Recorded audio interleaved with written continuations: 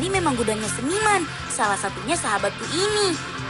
Menjadi gitaris papan atas dunia adalah cita-citanya. Namanya Ayu Eka Wahyu Utami, atau sering dipanggil Kak Ayu Goosebumps. Pertama, pagi-pagi sekolah, pulang sekolah, makan, sembahyang, habis itu latihan gitar, habis itu tidur. Kalau bagi orang Islam, ngaji, habis itu belajar pelajaran malamnya. Kemampuan bermain gitarnya yang luar biasa membuat banyak orang terkesima. Sejak kecil, Ayu suka dengan lagu-lagu aliran rock mancanegara. Kemampuan yang di atas rata-rata anak seusianya menjadikan Ayu sosok yang pantas diidolakan. Teman, cerita singkat sahabat bolang kali ini memberikan pesan bahwa dengan niat yang besar dan usaha yang kuat, hasil baik pasti akan mudah kita dapat. Anak Indonesia bisa!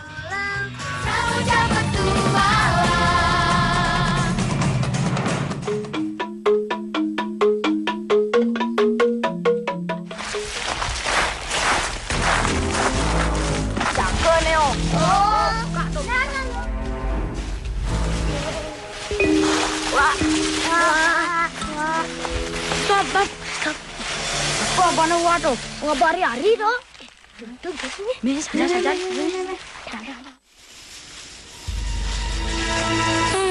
Aku penasaran kenapa Paman terlihat buru-buru sekali ya? Ya, tidak salah lagi. Tempurung kelapa itu adalah tempat ari-ari yang akan dimakamkan. Kami warga desa adat Boyong Gede punya tradisi unik, yaitu menggantung ari-ari bayi di pohon bukak. Kami menyebutnya setra ari-ari, atau biasa juga disebut pemakaman ari-ari. Dulu warga di sini menyebutnya pengutangan kau, yang artinya membuang tempurung kelapa. Tapi karena alasan tertentu, para tetua adat kemudian sepakat untuk menggantinya dengan istilah sentra ari-ari.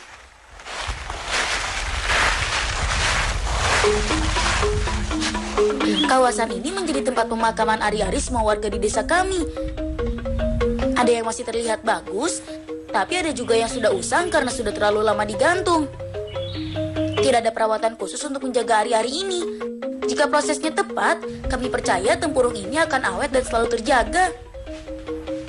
Dalam proses pembuatannya, tempurung kelapa dibelah menjadi 2 bagian. Kemudian ari-ari bayi dimasukkan ke dalamnya bersama dengan abu dapur. Tempurung harus tertutup rapat. Caranya dengan menggunakan kapur sirih atau yang biasa kami sebut pamor. Terakhir, tempurung diikat menggunakan tali dari bahan bambu. Simpul tali dibuat menjadi 4 sisi. Tujuannya untuk menjaga keseimbangan.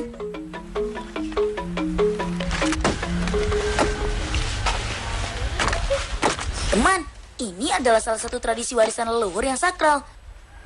Pelaksanaannya diatur oleh aturan adat dan kami harus menghormatinya. Beberapa aturan adatnya antara lain, ari-ari harus dipasang oleh 1 orang dewasa dan tidak boleh bersuara. Nah, kalau tempurung sudah tergantung di atas pohon, itu artinya proses pemakaman hampir selesai. Sebelum pulang, Paman mengambil daun pakis untuk digantung di pintu rumah. Gunanya penanda kalau sedang ada bayi di rumah tersebut. Oh iya, karena dianggap unik, sentra ari-ari ini sering dikunjungi oleh wisatawan. Tepatnya sejak akhir tahun 2000, bertepatan dengan ditetapkannya desa kami sebagai desa wisata.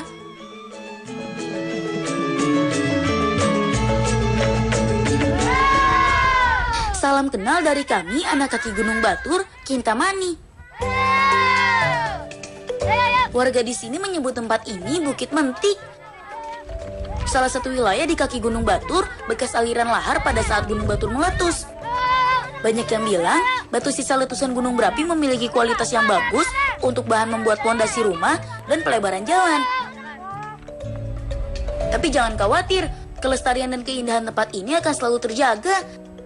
Itu karena sejak tahun 2012, UNESCO telah menetapkan Gunung Batur sebagai geopark dunia atau biasa juga disebut Global Geopark. Geopark atau yang bisa juga disebut Taman Bumi merupakan sebuah kawasan atau situs warisan geologi yang berfungsi sebagai daerah konservasi dan pendidikan.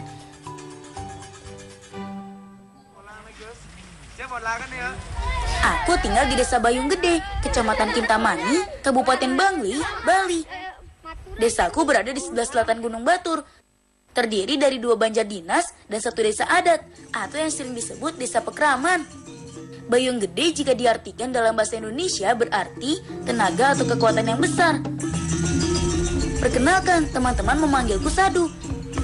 Belajar dan mengenal tradisi asli Bali adalah kegemaranku. Kalau ini namanya Arta. Dia adalah temanku yang paling pintar. Kelak sudah besar, dia bercita-cita ingin menjadi dokter. Lain Arta, lain juga Made. Temanku yang satu ini bercita-cita menjadi bos di perusahaan besar. Sepak bola adalah olahraga yang paling dia suka. Kalau yang ini temanku yang paling cantik. Kami memanggilnya Intan. Dia sangat pandai menari tradisional Bali. Satu lagi temanku yang tidak kalah keren, namanya Karsa. Membantu bapak dan ibunya di kebun adalah kegiatannya setiap pulang sekolah. Teman, kami sedang menuju ke kebun milik bapaknya Karsa. Kami akan membantu Karsa untuk panen jeruk. Ibu guru bilang, teman baik harus saling menolong, juga harus saling mengingatkan jika teman salah dan mendukung ketika teman benar. Gimana? Teman di rumah setuju kan?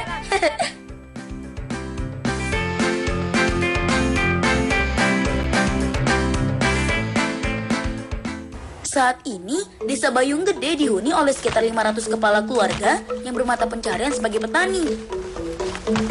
Sebagian besar bekerja di kebun jeruk dan sayur mayur. Pak, mungkinnya kudang bulan umurnya. Oh, ini uling marau bunga sampai bamune gedeane umur putus bulan. Bapaknya Karsa adalah salah satu petani jeruk yang tekun.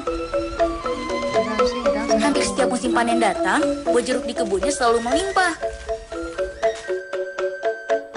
Kat, Sang, rajin-rajin yang kene nah tolong miara juk. nah, Pang liunan hasilnya nulung lemekin. Piran masuk kan pang ada anggon bekal masuk.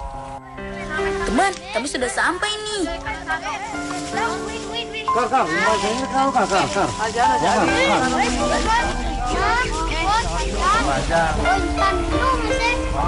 wah, ngajak Karsa mau palianan.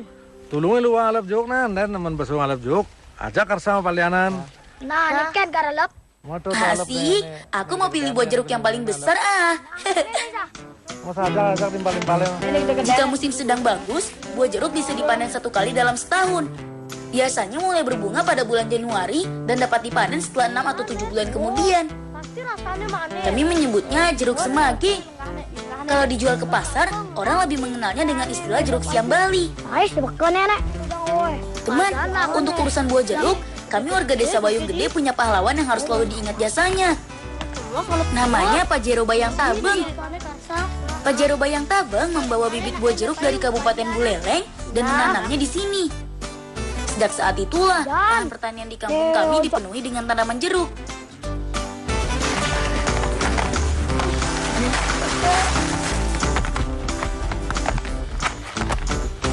Palipal, nek keranjang nih bebak oh, me apa ke bapaknya Karsa. Meh.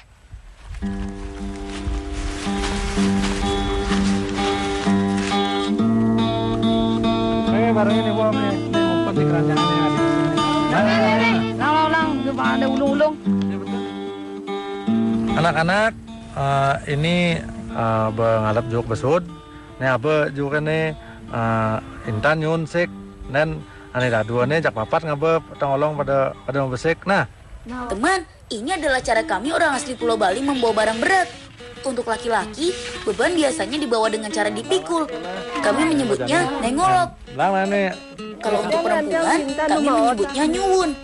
Memang tidak mudah melakukannya, tapi karena terbiasa, Intan dan para wanita di sini sangat mahir mengerjakannya.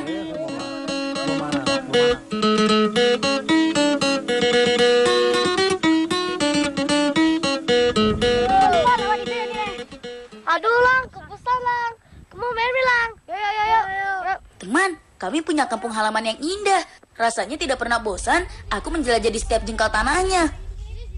Untuk bisa menikmati petualangan, kami punya sedikit rahasia. Ini dia kata si Bolang. Yang pertama, utamakan kenyamanan. Pilihlah jalan yang teduh saat matahari bersinar tinggi. Caranya, berjalanlah di antara pepohonan atau di bawah rindangnya kebun, seperti yang kami lakukan sekarang. Dengan begini, panas bukan lagi halangan besar untuk tetap bisa menikmati petualangan.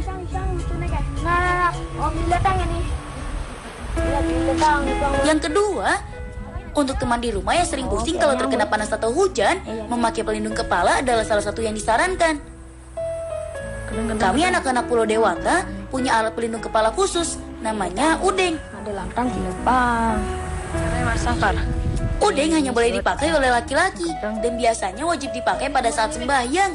Tapi tidak sedikit juga yang tetap memakai udeng saat beraktivitas di luar ruangan.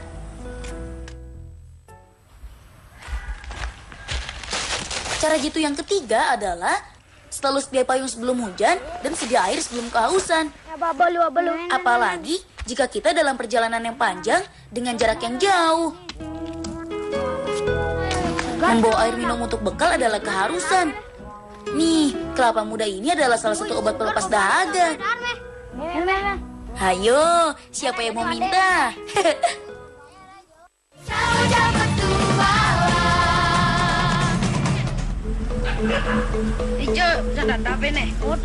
Ayo kawan, ikuti aku.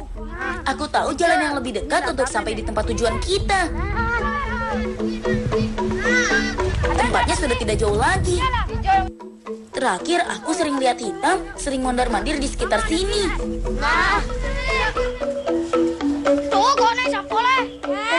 Nah, ini dia lubang sarang si hitam. Teman, si hitam adalah nama anjing kintamani kesayanganku. Belum lama ini, dia pergi meninggalkan rumah untuk mencari tempat bersarang baru di kebun.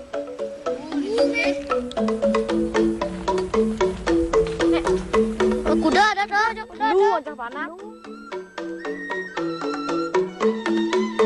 Kami sengaja datang pada siang hari, pada saat si hitam meninggalkan anak-anaknya di dalam lubang untuk pergi mencari makan.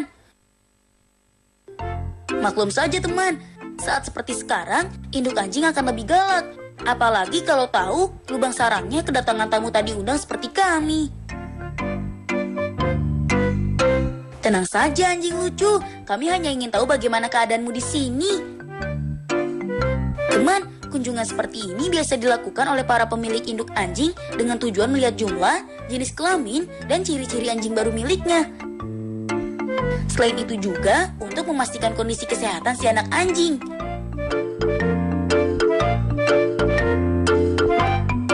Sayangnya, kami tidak bisa berlama-lama di sini. Kami juga tidak boleh merubah apapun yang ada di sekitar lubang.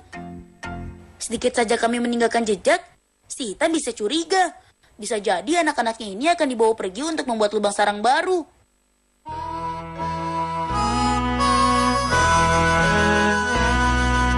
Teman, mumpung sedang ada di kebun, kami akan mengambil daun dadap untuk dibawa pulang. Pamanku pasti sangat membutuhkannya untuk memandikan ayam-ayam jago kesayangannya. Aku panjat dulu ya kawan. Kalian tunggu saja di situ. Teman, pohon dadap banyak ditanam di lahan perkebunan. Jika berada di tepi kebun, itu berarti tanaman ini digunakan untuk membatas wilayah antar kebun. Kemudian jika pohon dadap sengaja ditanam di tengah-tengah lahan, itu adalah pertanda kalau pemilik lahan sangat memerlukan tanaman ini setiap saat. Daunnya bisa digunakan untuk pakan sapi atau bahan membuat tempat persembahyangan. Kami warga Bayung Gede menyebutnya sanggah atau tempat pemujaan.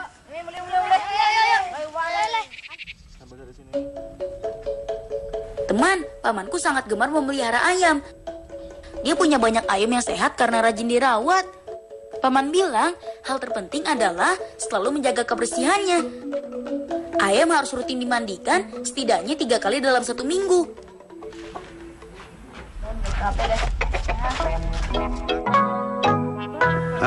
Lang, daun dadapnya pada lang, ini barangnya lu kejakan lu daun dadapnya. Daun dadap ini kita gunakan untuk membuat bulu ayam semakin mengkilat. Selain itu, jika dimandikan dengan daun dadap, memandikan ayam bisa menjadi lebih cepat bersih. Kemasan daun yang berserat membuat kotoran lebih cepat hilang. Selain bulu yang tebal dan indah, kualitas ayam jantan juga dapat terlihat dari ukuran dan kekuatan kaki. Itu sebabnya merawat kaki ayam juga harus dilakukan setiap selesai ayam dimandikan. Berarti siapa pengajar sudah lo pandusin lang. Mai tolong bapak itu morahin siapa? Ini.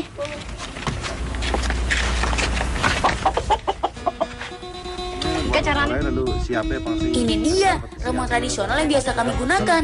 Namanya bore. Pengajar berarti serang. Dibuat dari daun sirih yang dihaluskan, kemudian dicampur dengan kapur sirih. Pamanku bilang, bore bisa membuat kaki ayam menjadi hangat dan membuatnya memiliki kuda-kuda yang kuat. Ya tang, lepang siapa yang lebih ngagungnya tang? Ini sekarang tang. Saya nik jamu siapa malu dan payu mang jamu nih. Cara lain yang biasa paman lakukan adalah dengan menggantungnya di dalam kandang. Kandang ayam sengaja digantung dalam kondisi yang selalu bergerak. Pergerakan ayam untuk mengatur keseimbangan dan dipercaya menjadi salah satu kegiatan olahraga kaki ayam. Ini dia cara membuat jamu ayam. Jamu harus rutin diberikan ke ayam supaya daya tahan tubuh ayam menjadi bagus. Makanya ini taruh, ini pecah taruh ini, alih kena ini kuning nih, alih kuning. Bahannya kuning telur ayam kampung, kemudian dicampur dengan madu asli. Madu. Nah, jadi sambil barangnya aduk pang melajah dan pang bisa ngajamu. Kalau soal mengaduk jamu, serahkan saja pada Bolang, Paman. Jamu. Pindo minggunya lah. Oh, ya.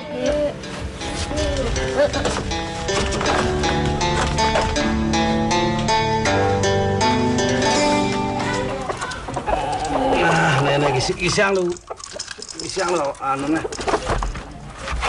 Siang. Kene caranya mang siape segar awaknya loh. Nah, gimana Yam? Seger kan jamunya? Masukkan jamu ke... Ayam harus rajin minum jamu biar punya badan kuat dan sehat, seperti aku. Kegemaran memelihara ayam sudah menjadi warisan turun-temurun sejak lama. Jika dulu ayam banyak dipelihara untuk diadu, sekarang hanya untuk memenuhi kegemaran. Tidak jarang juga orang memelihara ayam sebagai persiapan saat akan menggelar upacara adat. Mecaru adalah salah satu upacara adat Bali yang mengharuskan ada ayam sebagai salah satu pirantinya.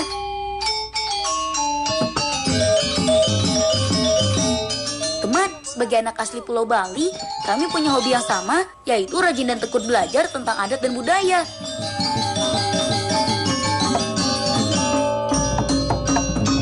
Salah satunya adalah belajar memainkan alat musik gamelan tradisional Bali. Selain itu, musik gamelan juga biasa digunakan untuk mengiringi tarian khas Bali. Salah satunya tari Puspan Jaldu. Lihat, teman-temanku keren kan? Belajar kesenian tradisional kami lakukan 2 kali dalam 1 minggu. Biasa kami lakukan pada sore hari setelah pulang dari sekolah.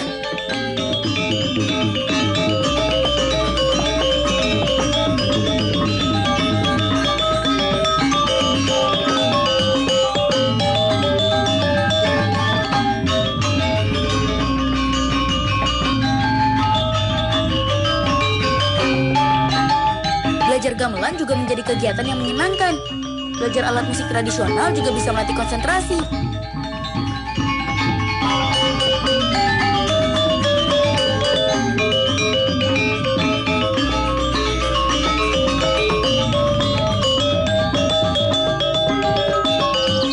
Teman, setelah kemarin kami membantu panen, hari ini kami mendapat tugas untuk membawa buah jeruk ke pasar Kintamani. Perjalanan kami jadi lebih cepat karena kami mengambil jalan setapak di kaki Gunung Batur. Meskipun sedikit terjal, tapi kami sangat menikmati perjalanan ini.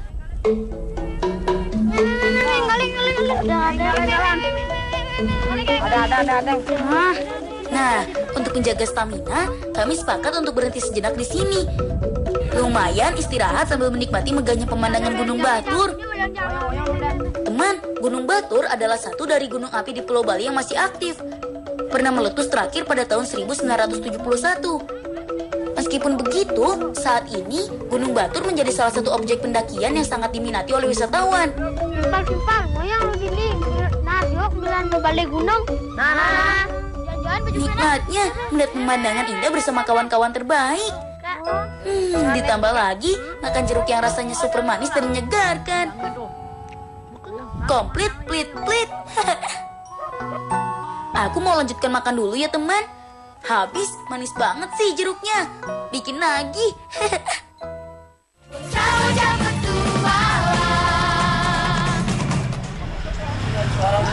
Teman, selamat datang di pasar terbesar di Kecamatan Kintamani. Namanya tentu saja Pasar Kintamani. Pasar ini biasanya ramai setiap 3 hari sekali. Dalam kalender penanggalan orang Bali, hari pasar jatuh pada hari Pasak. Kami menyebutnya perhitungan Priware adalah hari Pasak, kemudian Betak, dan hari ketiga disebut Kajeng.